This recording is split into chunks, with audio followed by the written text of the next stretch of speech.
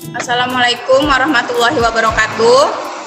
Perkenalkan, saya Alvina Jelvia. Bersama teman-teman kali ini kami akan mempresentasikan sebuah makalah yang berjudul Sistem-Sistem Groupware, Model Komunikasi dan Pemrosesan Ubiquitous, yang disusun oleh Hidayat Asari Lubis, Alvina Jelvia, Putri Sintiawati, Reza Sandia, dan Apriliani. Tapi sebelumnya saya ucapkan terima kasih atas perhatian telah diberikan kepada Ibu dosen, Ibu Wira, untuk kesempatan yang telah diberikan kepada kelompok kami untuk mempresentasikan makalah kami. Nah, latar belakang dari makalah kami itu groupware. Groupware adalah perangkat lunak komputer yang dirancang untuk membantu orang yang terlibat dalam suatu tugas bersama agar mencapai tujuannya. Kemudian groupware juga adalah perangkat lunak yang secara khusus didesain untuk mendukung pekerjaan kelompok dan untuk kebutuhan bekerja sama dalam pikiran, bukan sekedar merupakan alat bantu untuk komunikasi. Kemudian dari makalah kami ada merumuskan masalah. Masalah yang pertama ada identifikasi pengguna dan tujuan website. Yang kedua ada mengorganisasikan isi website yang terdiri atas 5 atribut kegunaannya. Yang ketiga ada analisis situs. Yang keempat ada CI, CW, dan ubiquitous computing. Yang kelima ada sistem groupware. Yang keenam ada area ubiquitous. Nah, selanjutnya presentasi yang pertama akan disampaikan oleh rekan kami, Apriliani, dan dipersilahkan kepada Apriliani. Terima kasih kepada rekan saya Alvina Jelvia yang telah memberikan waktunya untuk saya menjelaskan sedikit tentang materi ini. Yang pertama yaitu website, identifikasi pengguna dan tujuan website. Website atau situs web merupakan alamat URL yang berfungsi sebagai tempat penyimpanan data dan informasi dengan berdasarkan topik tertentu. Web page, halaman web, merupakan halaman khusus dari situs web tertentu yang tersimpan dalam bentuk file. Homepage merupakan sarana dasar untuk memperkenalkan secara singkat tentang apa yang menjadi isi dasar keseluruhan website dari suatu organisasi atau pribadi. Seorang pengguna website dalam berinteraksi memiliki kebiasaan yang sering dilakukan, yaitu seperti search. Search digunakan untuk melakukan pencarian situs atau web tertentu secara tertentu dengan engine seperti Yahoo, Google, Excite, dan lain-lain. Kemudian browsing. Browsing di sini dilakukan pengguna dengan membaca sekilas item yang menarik, fakta ataupun potongan informasi. Sebelum membangun sebuah website, terlebih dahulu menentukan sasaran akhir pengguna web dan tujuan pembuatannya. Kadang website sering digunakan untuk mendeskripsikan pengaturan administrasi, tetapi tidak untuk memberikan user hal apa yang mereka inginkan. Sehingga identifikasi website ini diharapkan website yang dibangun sesuai dengan keinginan user.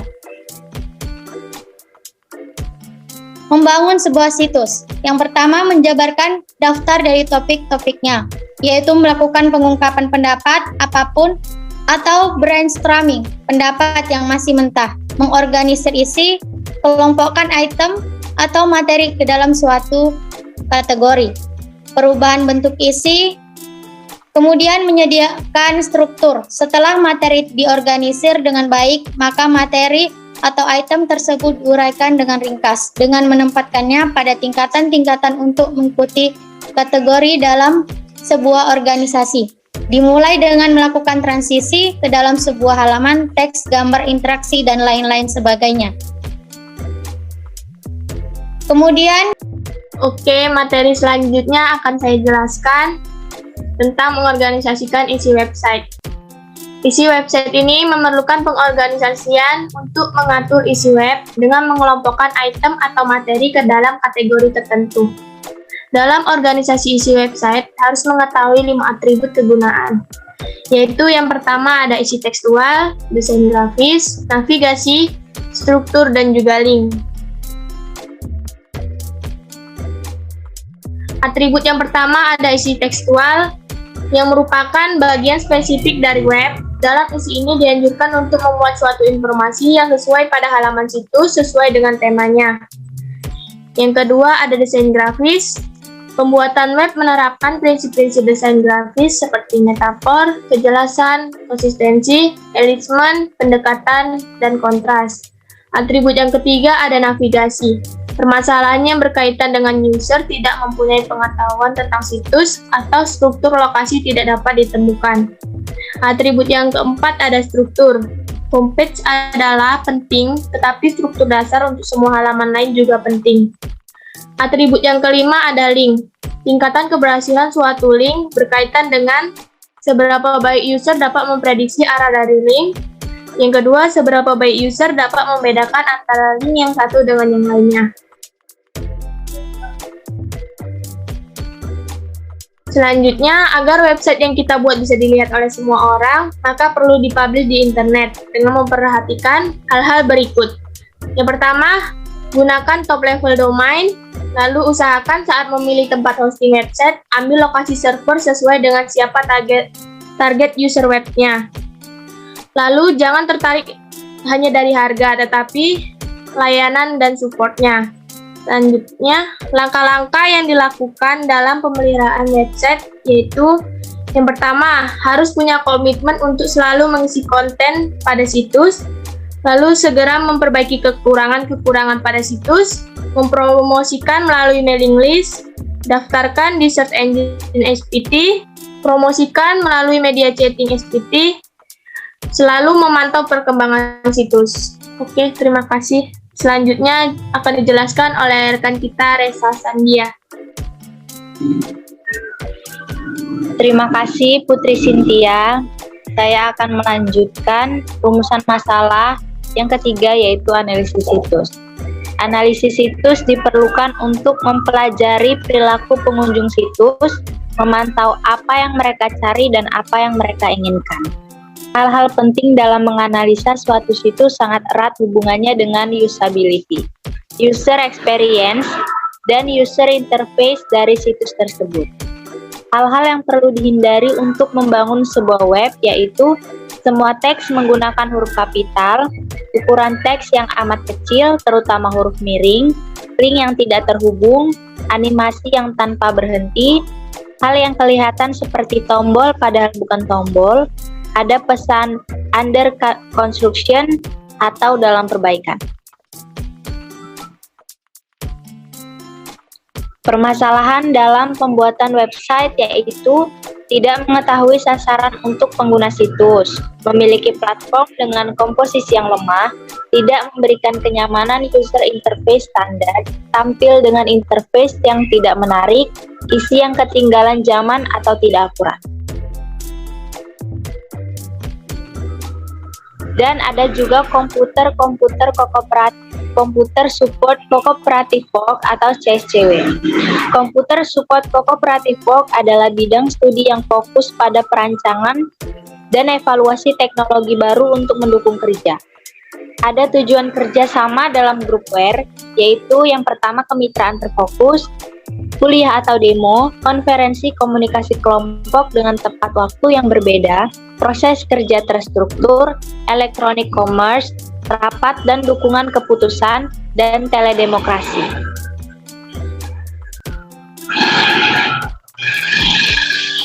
Ada juga bentuk-bentuk dari groupware, komputer support cooperative work atau CSCW. Gambar di bawah adalah menunjukkan suatu cooperative work yang mendukung pembahasan groupware. Ada yang pertama, komputer atau mediated communication mendukung komunikasi antar partisipan. Dan yang kedua, meeting decision support system menangkap pemahaman secara umum. Yang ketiga, chat application dan artifak mendukung interaksi partisipan dengan berbagai pekerjaan. Bentuk-bentuk groupware.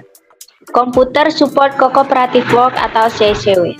Asinkron terbesar dilakukan pada tempat dan waktu yang berbeda. Asinkron tersebar dilakukan pada tempat yang berbeda dengan waktu yang sama, sedangkan tatap muka dilakukan pada tempat dan waktu yang sama. Ada ubiquitous computing. Ubiquitous diartikan di mana-mana, sedangkan computing adalah komputer. Jadi, ubiquitous computing adalah suatu sistem yang memungkinkan manusia berinteraksi dengan komputer secara kontinu, di mana saja, kapan saja, dan bagaimana saja. Ubiquitous computing disebut sebagai gelombang ketiga dalam komputasi, yaitu yang pertama, konsep mainframe di mana komputer dipakai banyak orang secara bersamaan.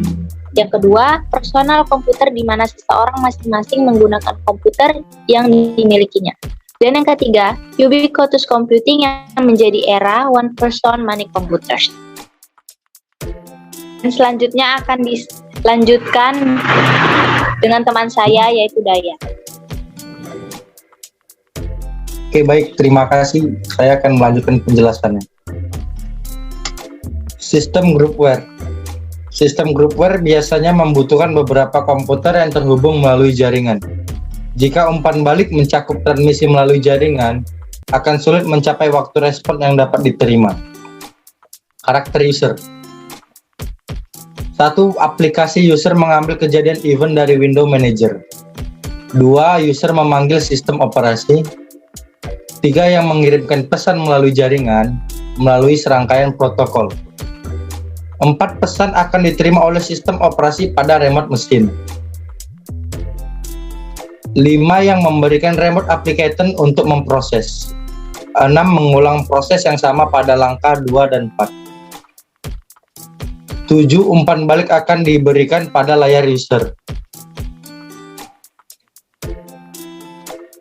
Groupware dapat diklasifikasikan dalam beberapa cara. Salah satunya adalah kapan dan di mana seorang pekerja mengikuti kerja kelompok. Contohnya seperti ini. Teknologi groupware dapat digolongkan menjadi 2 dimensi utama. 1. Waktu.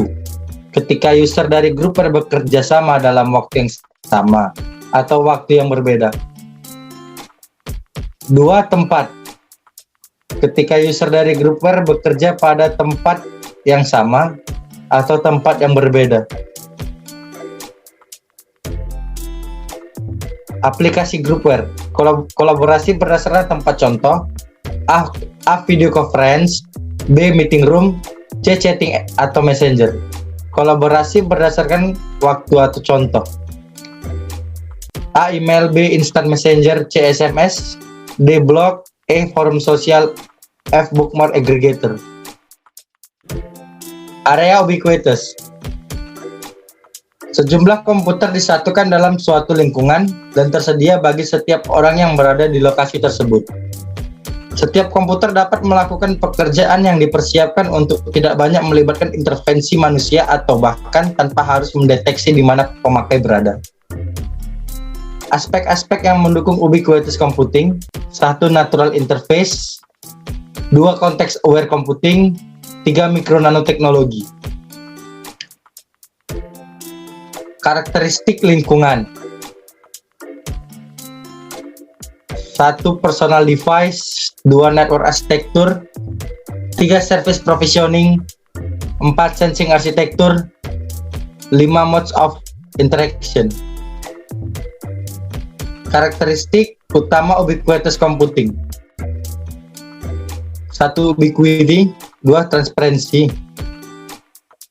Spesifikasi teknis ubiquitous computing. 1. Terminal dan user interface. 2. Peralatan yang murah. 3. Bandwidth tinggi.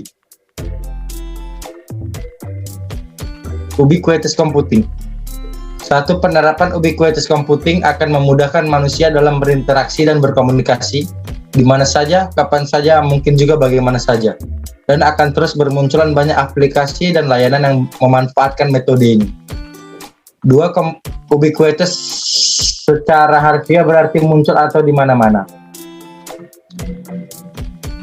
3. Computing bermakna komputer. 4. Ubiquitous computing secara harfiah dapat kita definisikan dengan istilah komputasi di mana-mana atau komputasi yang ada di mana-mana. Dan yang terakhir, lebih jelasnya bisa diartikan bahwa di segala bidang manusia terdapat atau menggunakan teknologi komputasi.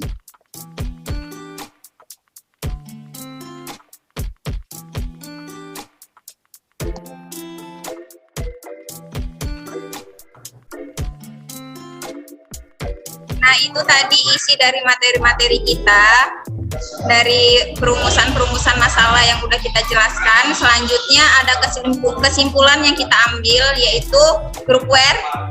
Groupware seperti halnya teknologi yang baru muncul dan sulit dinamai. Ada beberapa istilah untuk mendeskripsikan fenomena tersebut. Kerja bersama yang didukung komputer, komputasi antar personal, sistem terbagi, komputasi bersama, sistem koordinasi, komputasi tim, dan sebagainya. Groupware dapat mendukung beberapa kegiatan seperti komunikasi antar perorangan secara langsung, membangkitkan ide dan membuat keputusan, berbagi pengguna komputer.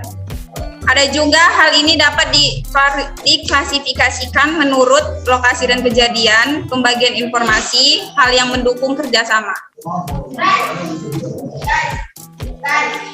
Nah, sekian presentasi dari kelompok 3. Mohon maaf jika ada kekurangan dari penyampaian materi kami dan jika ada salah-salah kata dari penyampaian materi kami.